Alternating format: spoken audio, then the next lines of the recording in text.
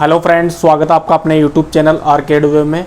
दोस्तों, आज का अपना टॉपिक है ऋग्वेद काल की रचना की अवधि। ठीक है, हमने पिछली वीडियो में इतिहास का जो चैप्टर चलाया था उसमें कई लोगों के कमेंट आए हैं कि ऋग्वेद काल की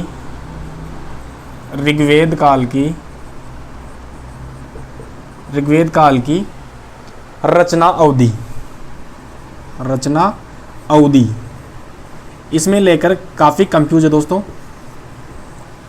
इस स्थिति को लेकर या इस काल को लेकर काफ़ी कंफ्यूज है और चैप्टर में अलग अलग है, डाइवर्ट करने वाली वीडियो है। ठीक है, तो हम इसमें क्लियर करेंगे। वैसे हमने पढ़ा था 1500 ईसा पूर्व से लेके 1000 ईसा पूर्व तक ये काल क्या कहा जाता है? ऋग्वेद काल। और 1000 से 600 ईसा पूर्व की बात हो रही है। ईसा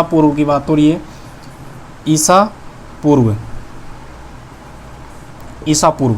ठीक है, ये क्या कहलाता है? उत्तर वैदिक काल, यानी कि वैदिक काल के बाद का काल। और 1500 से 1000 ईसा पूर्व का काल क्या कहा जाता है?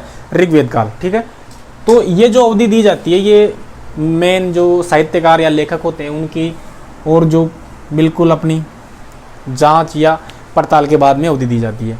तो जो मैक्स मुलर लेखक थे, कहाँ के थे? जर्मनी के थे। ठीक है, इन्होंने ऋग्वेद काल की जो अवधि दी है, ऋग्वेद 4 वेदों में पहला वेद है ऋग्वेद, उसके बाद में है यजुर्वेद, सामवेद व अर्थवेद। हम इसमें फिलहाल बात कर रहे हैं ऋग्वेद की, जो सबसे मोस्ट है एग्जाम के तौर पे। तो ऋग्वेद की रचना अवधि, ठीक है, या रचना की तिथि। ऋग्वेद की रचना अवधि जो मैक्स मुलर ने क्या बताया है? क्या बताया दोस्तों? 1200 से लेके 1000 ईसा पूर्व। 1200 से लेके 1000 ईसा पूर्व मैक्स मुलर ने, तो जर्मनी के लेखक थे, उन्होंने क्या बताया है? ऋग्वेद की रचना अवधि 1200 से 1000 ईसा पूर्व के बाद में, कि उन्होंने बताया उनके अनुसार कि 1200 से ईसा पूर्व के पहले ऋग्वेद काल की रचना स्टार्ट हो गई थी और 1000 ईसा पूर्व के लगभग ऋग्वेद काल खत्म हो जाता है। और इसने 200 वर्ष को क्या कहा गया है? क्या कहा इसने? ब्राह्मण काल, यानी कि ब्राह्मण धर्म का जो काल है ऋग्वेद की रचना काल, उसने 200 वर्ष के लिए मैक्स मुलर ने क्या कहा गया? ब्राह्मण काल। ठीक है, उसके बाद में एक और इतिहासकार हुए हैं, लेखक हैं जैकोबी। इन्होंने ऋग्वेद काल की रचना कितनी बताई है? 3000 ईसा पूर्व। 3000 ईसा पूर्व इन्होंने रचना की अवधि बताई है ऋग्वेद की। ये तो सबसे हटके। और जो भारत के बाल गंगाधर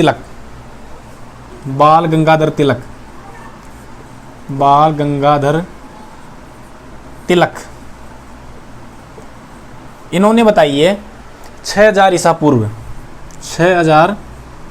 पूर्व कि भारत में जो ऋग्वेद की रचना हुई है 6000 ईसा पूर्व हुई है। और जो आर्यों का आगमन है वो 6000 से 3000 ईसा पूर्व तक जो आर्यों का आगमन है वो बाल गंगाधर तिलक की तरफ से ये बात कही गई है, या उन्होंने मान्यता दी है कि 6000 ईसा पूर्व ऋग्वेद की रचना अवधि है। और जो आर्यों का जो भारत में आगमन है वो 6000 से 3000 ईसा पूर्व के बीच में है।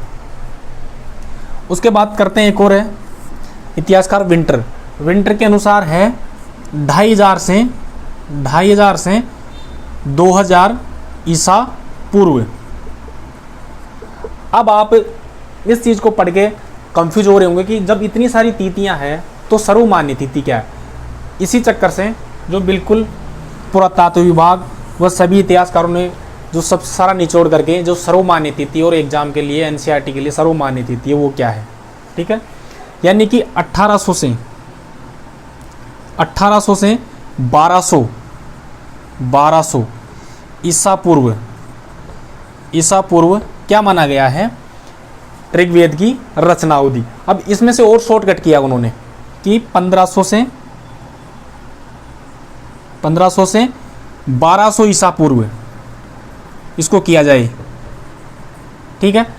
और जो सर्वमान्य बिल्कुल परफेक्ट तिथि है वो है, क्योंकि 1200 ईसा पूर्व तक ऋग्वेद का जो पूर्णतया रचना थी वो पूरी नहीं हुई थी, इसलिए 1200 तो बिल्कुल ही गलत है, क्योंकि जो उसमें 10वां मंडल और जो पहला मंडल वो बाद में जोड़ा गया था, वो 1000 ईसा पूर्व के आसपास जोड़ा गया।